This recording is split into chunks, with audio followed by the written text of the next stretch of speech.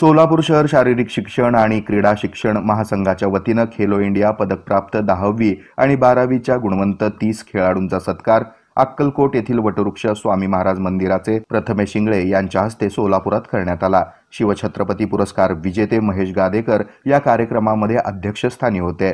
Softball संघटनेचे जिल्हाध्यक्ष Siddheshwar Patil, baseball संघटनेचे जिल्हाध्यक्ष विनोद भोसले, स्पीडबॉल संघटनेचे जिल्हाध्यक्ष वैजीनाथ हत्तुरे, क्रीडा शिक्षक महासंघाचे शहराध्यक्ष प्राध्यापक संतोष खेंडे, खजिनदार गंगाराम घोडके आणि सचिव सुहास छंचुरे यांची यावेळी प्रमुख उपस्थिती होती। या कार्यक्रमामध्ये खेलो इंडिया पदकप्राप्त 30 खेळाडूंचा सन्मान करण्यात आला। या कार्यक्रमासाठी भारत इंगोले, विष्णू दगडे, राजाराम शितोळे, वसीम शेख, अजित पाटील, श्रीधर गायकवाड, रवींद्र चव्हाण, प्रबुद्ध चिंचोलीकर, विठ्ठल सरवदे, ओंकार पुजारी आदींनी परिश्रम घेतले।